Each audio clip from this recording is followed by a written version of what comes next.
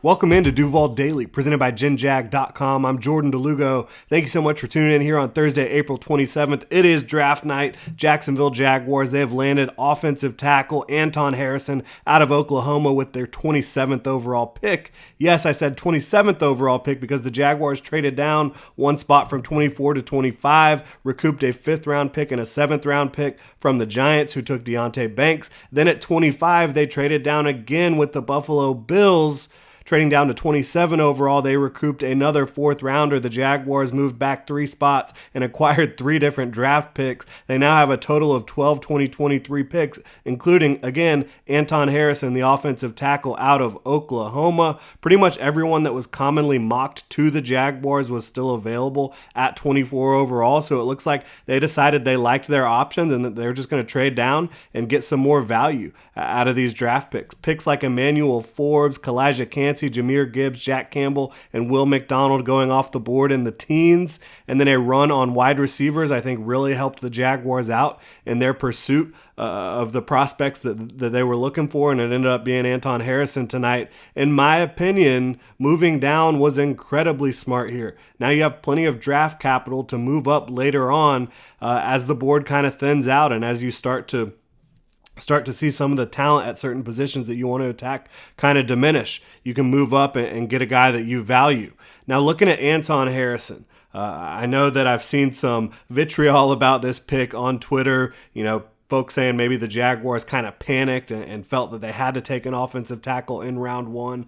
I would argue back against that. The Jaguars knew about the Cam Robinson suspension for the last couple weeks. I don't think this was a panic pick at all. They had their options on the board. They had corners that they could go get. They had offensive tackles clearly in Anton Harrison. They had Osiris Torrance still on the board, Brian Branch still on the board. They had some Nolan Smith, Miles Murphy still on the board. This was not a panic pick. This is a player that the Jaguars valued.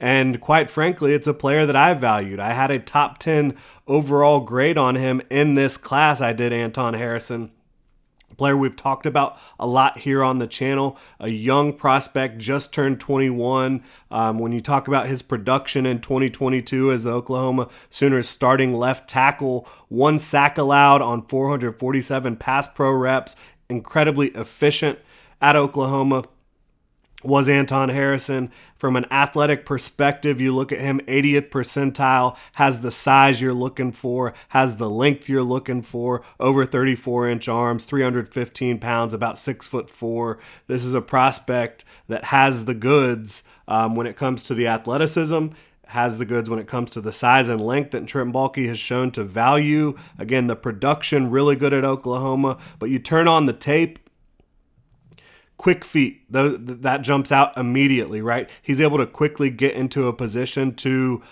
sometimes angle off a defender and completely win the rep from the jump. He's got those long arms. I mentioned he uses them really well in pass protection, frames blocks well. He's a coordinated pass protector in terms of his feet and his hands.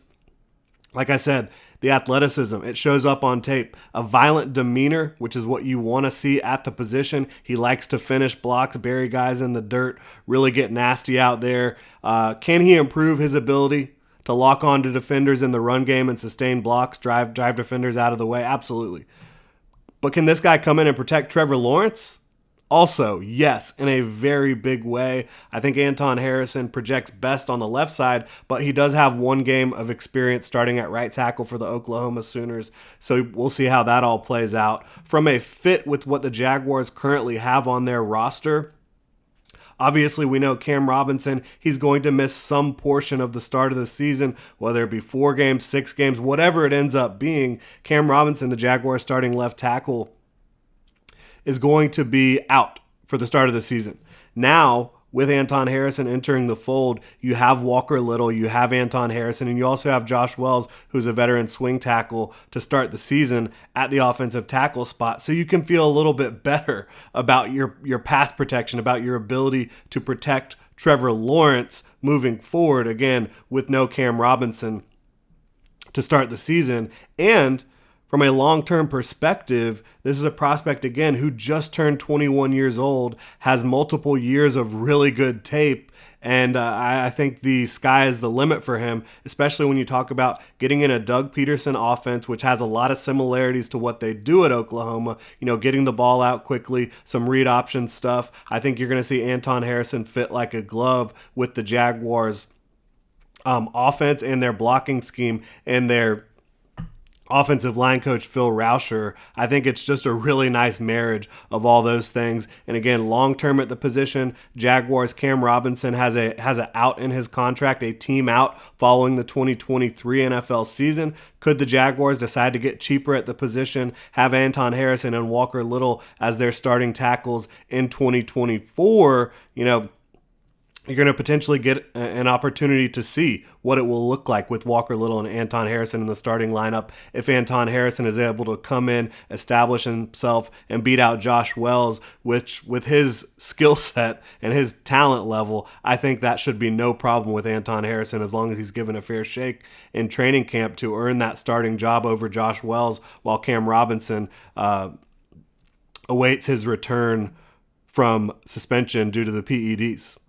And now the Jaguars, they have a second rounder at 56 overall. They have a third rounder at 88 overall. 3 fourth-round picks. They now have a fifth-round pick after one of these trades. 3 sixths, 2 sevenths, 12 total picks, including the 27th overall pick, which is Anton Harrison. And this is a pick that I'm not gonna forget about this one for a long time, because not only did the Jaguars go get an offensive tackle, which is a premium position and a prospect that I valued extremely highly. He was my offensive tackle 2. He was right on the border there. I had him and Darnell right in the same tier with Paris Johnson just above them. All 3 of them I had inside the top 10. I think Anton Harrison's traits, combined with what you've seen from him already in college, combined with the fact that he's only just turned 21 years old, a lot of things adding up in the favor of Anton Harrison. And the Jaguars, they go get their guy to protect Trevor Lawrence long term. Whether he's going to end up being left tackle, right tackle, that's unclear at this point. But the Jaguars, they do have more protection for Trevor Lawrence. And it's never a bad idea to invest in a talented pass protector when you have a franchise quarterback. Never going to criticize that type of pick. And being able to move down 3 spots and still land such a talented offensive tackle in this class, it's the type of stuff that gets me fired up. You're able to get 3 more draft picks. You're able to land Anton Harrison. You're set up for day 2 to potentially be able to move around the board, move up the board. You have 3 fourth-round picks and 3 sixth-round picks. You could certainly use that draft capital to move up and find some prospects that you like on day 2.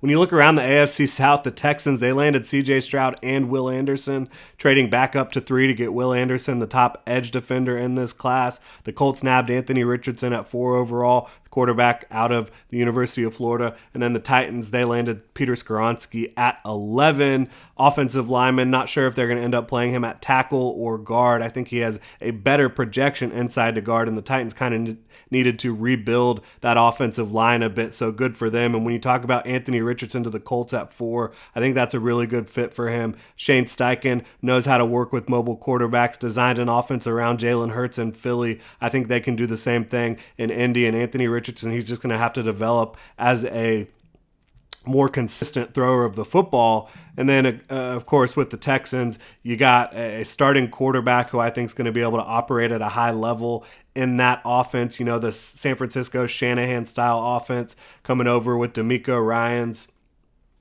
and their offensive coordinator. And Will Anderson, I think, is just a stud that really improves the Texans' overall outlook on the defensive side of the ball. The Texans, they're going to be an interesting team to watch. Obviously, the Colts with Anthony Richardson, Jonathan Taylor, some of the guys they have on that offensive side of the ball, and of course, some of the talent they have on defense. And then the Titans kind of trying to figure it out and regroup for 2023. Going to be fascinating to see how the rest of the draft plays out. But personally for me, I couldn't be much more excited with this pick. Anton Harrison was right there at the top of the board for me. Brian Branch was right there at the top of the board as well. Bottom line is, I'm never going to get mad about taking an offensive tackle that I have in the same tier as a nickel player, because it's a premium position. You now have Anton Harrison. You have him under control for the next 5 years.